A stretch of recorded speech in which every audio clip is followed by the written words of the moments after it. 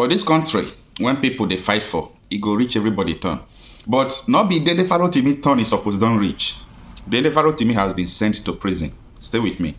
They are not bambaing with Dele Farotimi. It's not me. If you're looking at me and you think I'm the one you are fighting, you don't colo. In fact, all your intelligence is stupidity of the highest order. You are not fighting Dele Farotimi. Who am I? Who am I? Just like my mentor, Chibayo Adebanjo, once told Abacha, one bullet. You don't need more than that. But God will give you two. And you and I know. Even your marabouts don't tell you. Now I know they hear. You are not fighting Dele Farotimi. Are too small. Are too small. Are too small. Money I not get with any one of you. I barely survive. And I thank God for his grace. I'm just a contented man. I'm not a wealthy man. I am blessed. But not be me on a the fight. You are fighting God. Whether if you don't know it before, make I tell on her. God is tired of all of your madness. Do you hear that? You are not fighting me. I don't have a God complex. That's not what I'm telling you. If you are so stupid that you can't get it into your stupid heads, whether the ones with gray hairs or the ones that are bald-headed and stupid, you're not fighting me. It's not me. Who am I? Who you be? Where you go?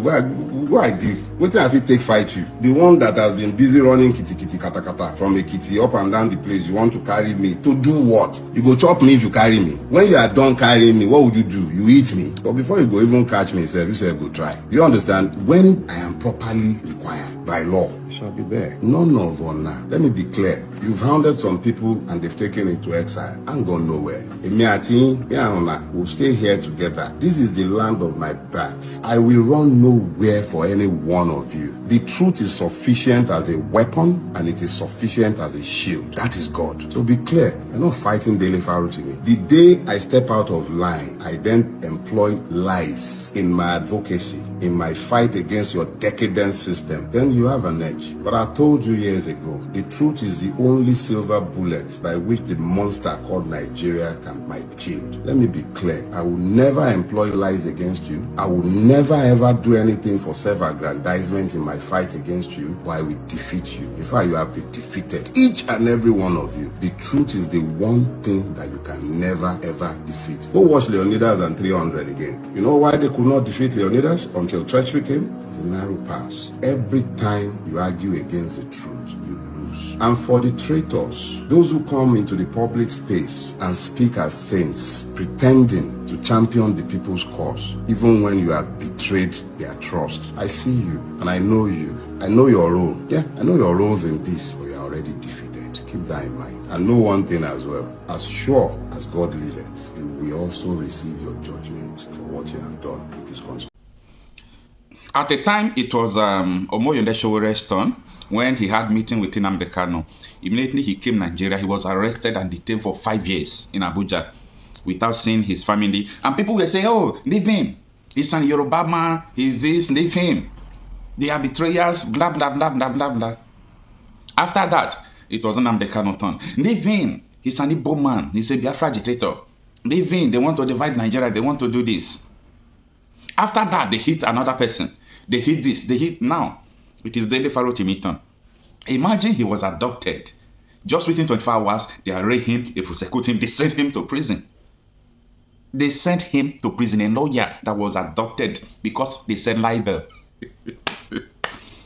See, if I'm telling you people about this nation, Nigeria, let us divide this nation. Let everybody go and fight their own battle. Because the Igbos have their own battle, the Yorubas have their own battle. Now, it is Yoruba senior lawyer that facilitated all these things that happened that made them to send him to prison. Now, what I'm trying to say is that, just imagine if the Southwest alone is a country. They will resist this thing. But if they troop out to the street, now Abuja will intervene. Abuja will send soldiers and military to start killing them.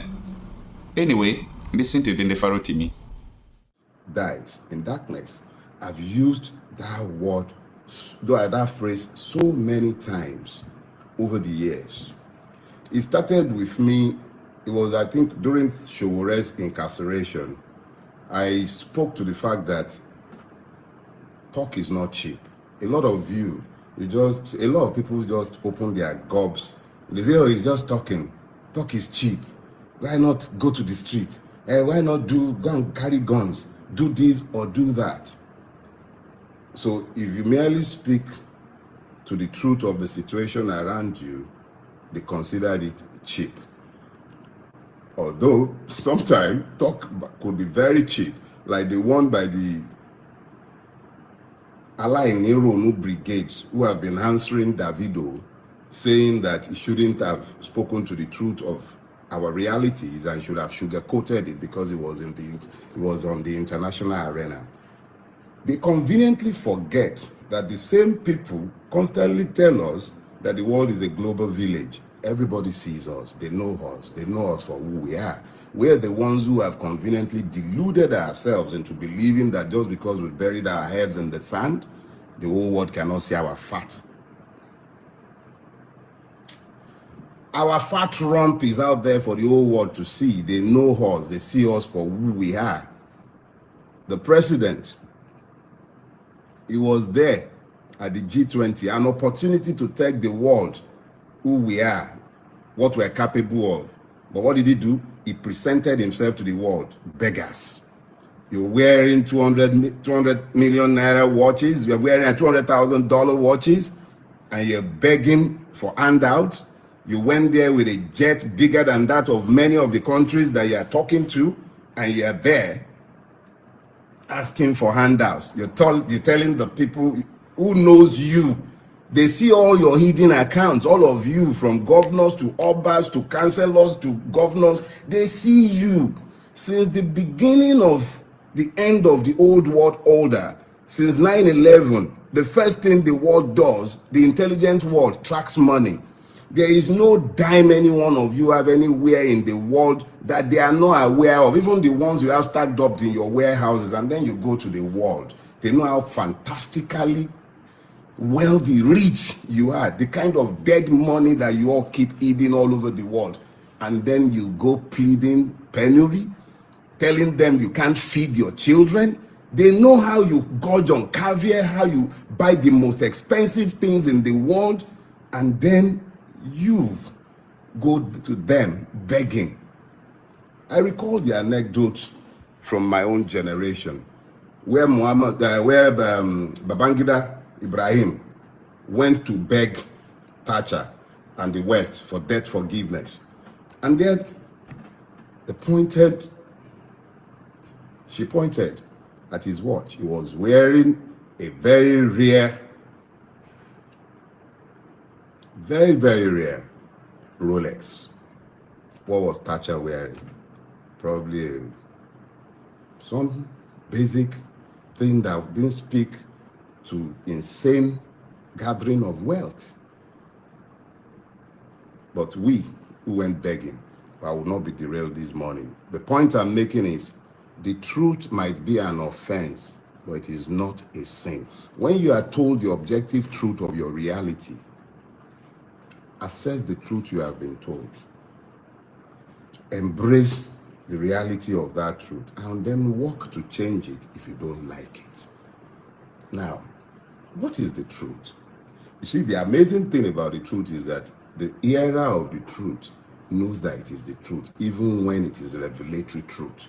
So the truth really does not require much by way of definition. Me and you, we know the truth. Truth must be distinguished from facts. Facts might change. Facts might evolve. Even truth might become even evolutionary in its revelation. But the point I'm making to you is the truth does not require any definition. But if you want to take it a little deeper, the truth is God. How about that? And I'll tell you why I say the truth is God. There is an immortal nature to the truth. The truth simply is immortal. If it is true today, it is true in 1,000 years from now. Facts may change. The truth does not change. It might become revelatory, and you might find more and more layers to the same truth. That is the essential nature of truth. But why is it that unconscionable men always hate the truth? It is the immortal nature of truth that irritates the demons in them. All men, regardless of how powerful or rich we might become. We are mere mortals, creatures in time. We will die someday, whether that be now or in 100 years' time. Each and every one of you alive and hearing me in this moment would all be dead in 100 years' time. That is just the reality of life. But the truth that I might speak today would live for an eternity, because it is simply the truth. It endures in the God Almighty, the ultimate author of the truth. So here is the thing with you demons who get irritated when I speak. I am not a saint. I am imperfect. I am completely given to my carnality like each and every one of you. But unfortunately for you, I have an incurable inability to see the truth that affects us as a people and find an inability to speak it. That's my offense. But the truth that I speak, they're not mine. They are simply the words that have been given to me to speak to you. Let me remind you, and I'll say this, I would explain this by giving you not an anecdote, but something that happened between myself and my PA. So I asked my PA, about I think a couple of years back, why do you struggle to repost my Facebook posts on the anniversary of those posts? And she went and said, hey, but you've repeated them for years. I said, no, there is a reason why I do this. And I would explain the reason to each and every one of you today. Sometime, when you live in an environment as evil as the one that we have created in Nigeria, you have a duty to establish the truth. In establishing the truth, you repeat it. You say it repeatedly. In the face of the opposition to that truth, you continue to speak it. Now, if I told you something 8 years ago when I became active on Facebook, if I told you with absolute clarity that this is what you are doing and this is what would happen, and these things are happening in my lifetime and you're here to see it, and I keep saying these things to you over and over, and you continue to refuse to listen, I have a duty to stand as a witness against each and every one of the reprobates in high offices, in low offices, myself and my friend included. I have a duty to speak that truth, or I become as convicted as you all are in the evil that has overtaken us. So if the truth I speak irritate the demon in you, die. Because I ain't gonna stop until I die. But you know what? Even long after I am dead, the truths I have spoken will live. Even when my bones have turned to dust, the truths I have been given to speak, they will live. So let me be clear about something. The truth does not die in darkness. The truth cannot be killed. Even when you kill the truth teller, let us be clear about something. You see, when you bury the truth, all that you will succeed in doing is to plant a seed. If you then make the error of offering martyrdom to the truth teller, what you guarantee is are your own hands, each and every one of you. When the time comes, we will speak to your evil. It's not time yet, but let me explain something to you about the nature of truth. The nature of truth is that you simply cannot kill it. I think it's the Washington Post as its motto, democracy dies in darkness. If we were in a democracy, I'll be talking to you about democracy dying in darkness. But we're not in a democracy. We're not in a country ruled by law.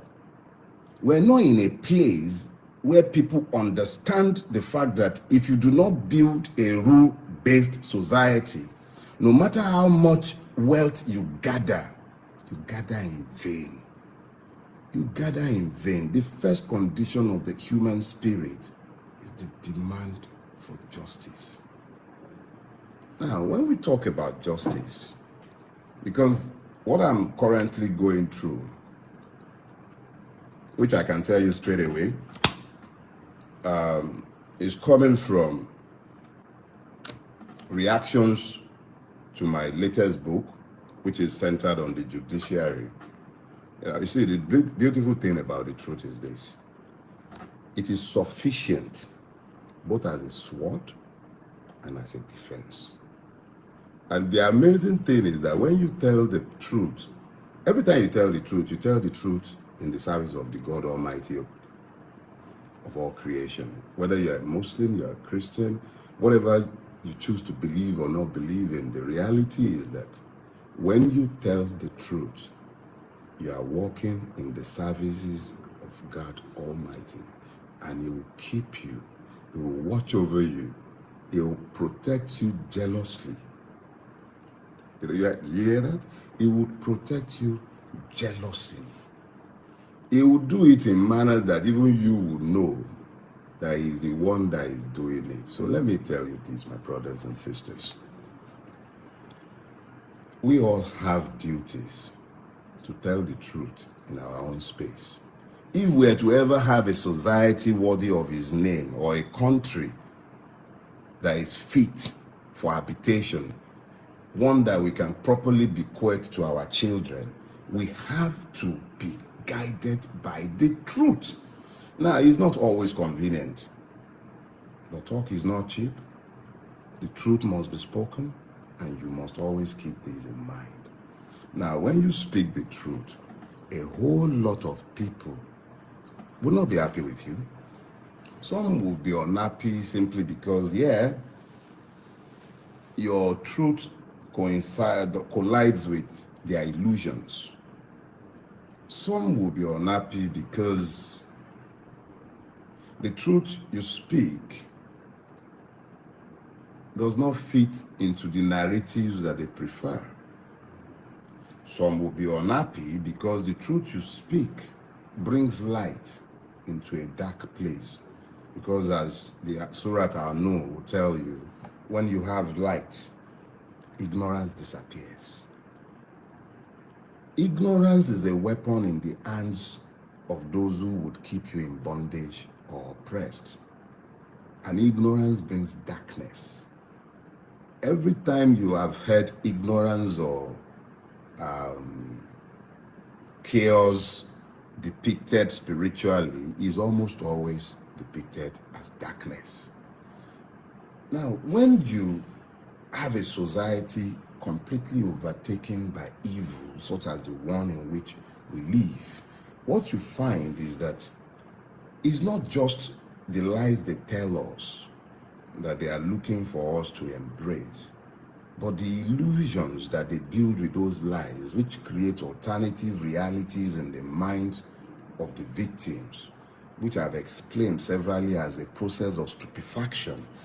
What we all need to understand is that the truths that have been given to us to tell represents the light that we have to shine in this dark space. If we fail to shine those lights, darkness overtakes our space.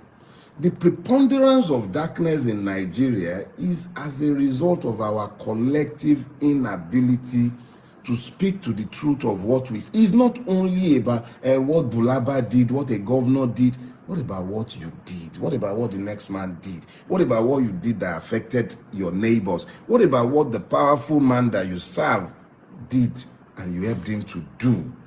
The lies you helped him to tell, the lies you helped him to reinforce, the telling lies and you're helping them to repeat it, and then you're standing by it and you know these are lies. NSAS, for instance. NSAS. How many people spoke against their consciences? The last election, how many people spoke against their consciences. And you know the annoying thing? Because they were speaking against their consciences, the truth that some of us spoke, yeah, I said it. We spoke the truth. The truth that we spoke annoyed the demons in them. And because it annoyed the demons in them, they must silence me. What for? So let's be clear about something. I will not be silenced. In fact, you can't silence me anymore. See, that's the beautiful part of the day. You cannot silence me anymore. Everything I've had to say about Nigeria, when I was given the gift that God has blessed me with, the moment it was given to me to start writing, and I took on the idea that I must start writing books, a decision was taken, an instruction I must say. There were 3 books connected to Nigeria that I had to write. Everyone in my space, my wife, my editors, my PA, my friends, every one of them will tell you I was given 3 books to write. The first should have been the imperative of the Nigerian Revolution. But I also understood that writing that book without context would make it almost impossible for you to understand the nature of the evil forest that we have built as a collective. Myself and all of us included, we built this. It's not just Tinubu, it's not just Babangida, it's not Obasanjo, it's all of us. We all made this mess, and it will take all of us to fix this mess. So I wrote, Do Not Die in Their War. Do Not Die in Their War is meant to introduce you to Nigeria, tell you the truth that you all know, but that you all lie to yourselves and pretend are not there. So I told the tales of the rot, the reality of what we have built. It's an easy read. And a year after its publication, I made it available for free to all of you, for free download. Do Not Die in Their War. Go to my website, delefarotimi.com. Download it for free. It's meant to help you begin to prepare for what was to come, and that was the imperative of the Nigerian Revolution. I made it clear to you in the imperative of the Nigerian Revolution that the only way we can get out of the mess we are in is if we acted as a collective, have common ground and common purpose, and then walk, because you can't do this by carrying guns. You won't. The system is happy when you carry guns. Work together to become citizens. That is what I said in the imperative of the Nigerian Revolution. I further broke it down in that book. I said we will take the electoral part, and when the system inevitably refuses to honor our rights as citizens, we should take to the streets. The reasons why that was impossible in 2023 is obvious to all of us. We could not act together as one. Simple. So, we're back where we are. The third in that trilogy is the one that is causing the katakata for some people. They want to bamba. No problem. They are not bambaing with Dele Farotimi. It's not me. If you're looking at me and you think I'm the one you are fighting, you don't kolo. In fact, all your intelligence is stupidity of the highest order. You are not fighting Dele Farotimi. Who am I? Who am I? Just like my mentor, Chiba Adebanjo, once told Abacha, 1 bullet. You don't need more than that, but God will give you two. And you and I know. Even your marabouts don't tell you. Now I know they hear. You are not fighting Dele Farotimi. Are too small. Are too small. Money I not get with any one of you. I barely survive. And I thank God for his grace. I'm just a contented man. I'm not a wealthy man. I am blessed. But not be me on a fight. You are fighting God. If you don't know it before, make I tell on her. God is tired of all of your madness. Do you hear that? You are not fighting me. I don't have a God complex. That's not what I'm telling you. If you are so stupid that you can't get it into your stupid heads, whether the ones with gray hairs or the ones that are bald-headed and stupid, you're not fighting me. It's not me. Who am I? Who you be? Where you go? Who I be? What time have you take fight you? The one that has been busy running kitty kata kata from a kitty up and down the place, you want to carry me to do what? You go chop me if you carry me. When you are done carrying me, what would you do? You eat me. But before you go even catch me, you say go try. Do you understand? When I am properly required by law, I shall be there. None of honor. Let me be clear. You've hounded some people and they've taken it to exile and gone nowhere. We'll stay here together. This is the land of my birth. I will run nowhere for any one of you. The truth is sufficient as a weapon and it is sufficient as a shield. That is God. So be clear, you're not fighting Dele Farotimi. The day I step out of line, I then employ lies in my advocacy, in my fight against your decadent system, then you have an edge. But I told you years ago, the truth is the only silver bullet by which the monster called Nigeria might be killed. Let me be clear. I will never employ lies against you. I will never ever do anything for self-aggrandizement in my fight against you, but I will defeat you. In fact, you have been defeated, each and every one of you. The truth is the one thing that you can never ever defeat. Go watch Leonidas and 300 again. You know why they could not defeat Leonidas until treachery came? It was a narrow pass. Every time you argue against the truth, you lose. And for the traitors, those who come into the public space and speak as saints, pretending to champion the people's cause, even when you have betrayed their trust. I see you, and I know you. I know your role. Yeah, I know your roles in this, but you're already defeated. Keep that in mind. And know one thing as well. As sure as God liveth, you will also receive your judgment for what you have done with this conspiracy. Now, I am constrained. I will not speak to certain things today. I am constrained.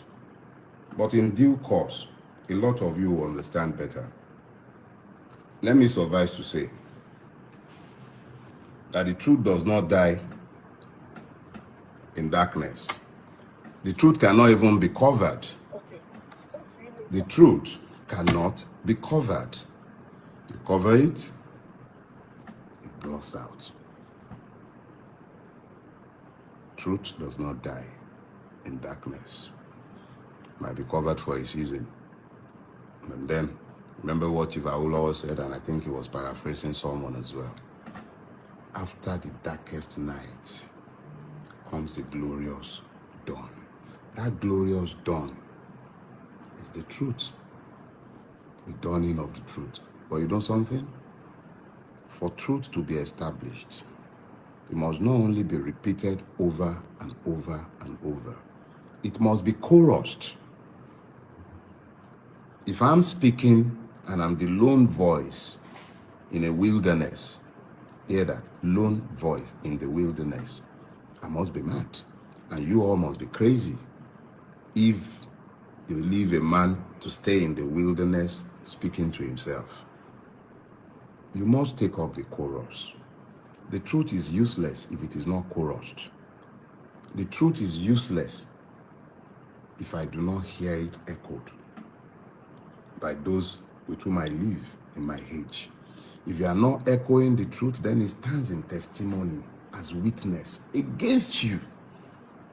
So I urge you, in your space, speak your truth. Because yes, the pastors and imams are complicit in the evil that has overtaken our land. They normalize it. That's their own job. Normalize it. Pray and fast, all of you. I beg. I'll see you next week. Bye-bye, everybody.